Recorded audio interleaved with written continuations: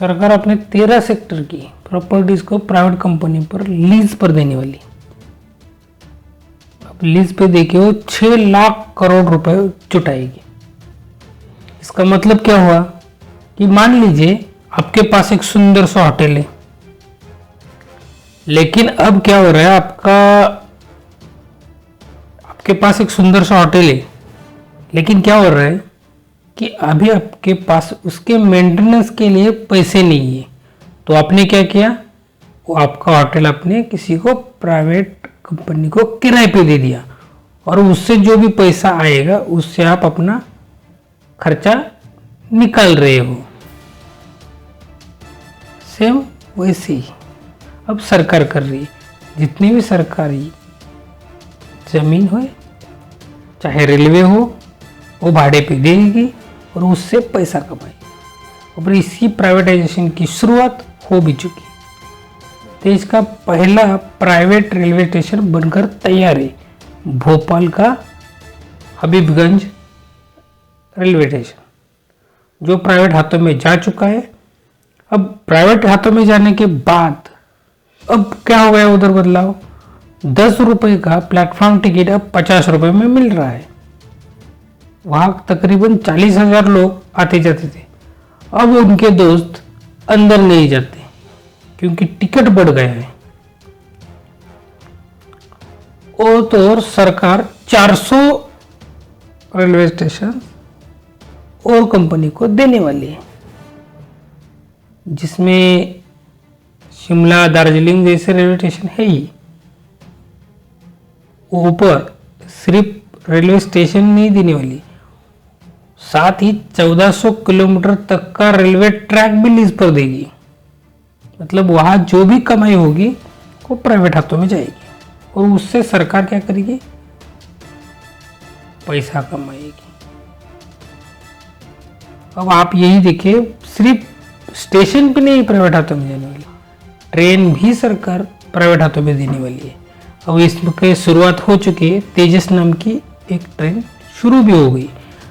अब उसका टिकट 1700 रुपए तक का रेट बन जाता है। कहां से कहां तक, दिल्ली से लखनऊ जाने तक 4300 तक का रेट हो जाता है कभी कभी। लेकिन वही अंतर जाने के लिए शताब्दी एक्सप्रेस में 815 रुपए लगते हैं। इसका मतलब क्या होगा कि प्राइवेट हाथों में जाने से रेट बढ़ जाएंगे। और इतना ही नहीं, सरकार सड़क भी प्राइवेट हाथों में देने वाली है निगरानी करने के लिए।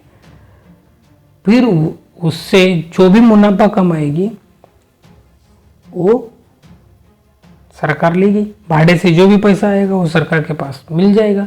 उससे सरकार 1.6 लाख करोड़ रुपए तक की राशि जुटाने का सोचा है। अब उसके बाद सरकार बिजली बनाने और बिजली ट्रांसमिट करने वाली कंपनी प्राइवेट हाथों में देगी और उससे 80,000 करोड़ रुपए जमा करेगी।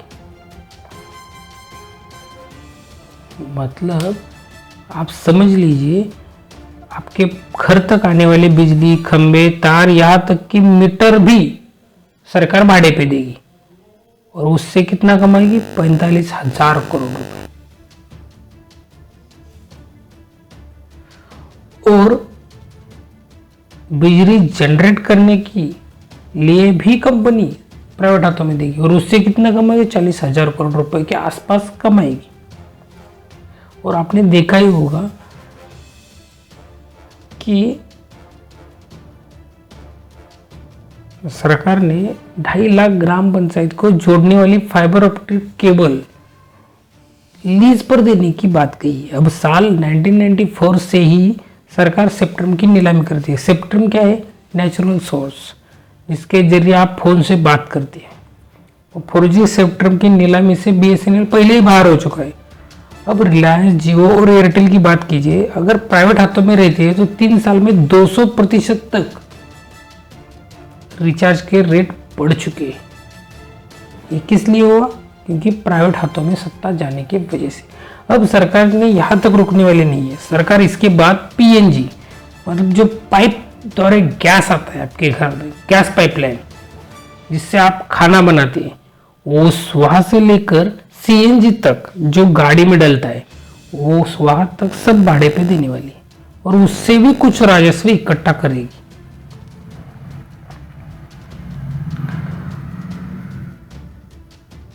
अब आप समझ सकते हैं गैस और सीएनजी दोनों प्राइवेट हाथों में जाने से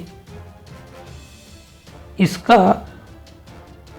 लोगों पे कितना असर पड़ सकता है। विपरीत रेट भी बढ़ सकते हैं और बढ़ने ही वाली है। प्राइवेट हाथों में जाने से बढ़ता ही रेट, क्योंकि अब वो उनकी प्रॉपर्टी हो गई, प्राइवेट है। अगर वो उन्हें भाड़ा देते हैं तो तय करेंगे क्या रेट देना है क्या नहीं देना है। और उसी के साथ सरकार एयरपोर्ट, जो एयरपोर्ट है वो भी प्राइवेट हाथों में देने जा रही है।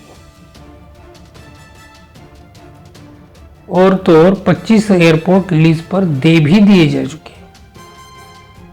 25 एयरपोर्ट दे भी दे जा चुके हैं और उससे भी 20,000 करोड़ रुपए जुटाएगी सरकार।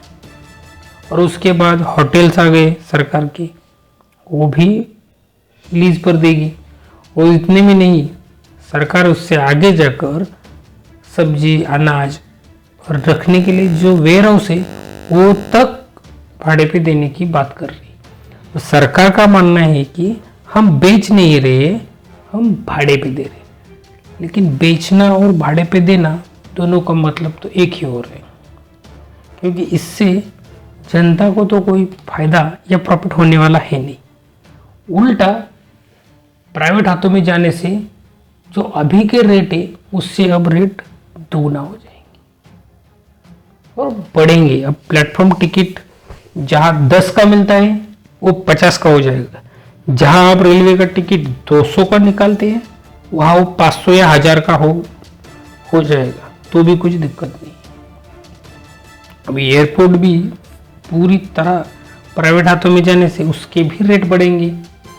मतलब ये आने जाने ऊपर से खर्चा किसके जेब पे पड़ेगा?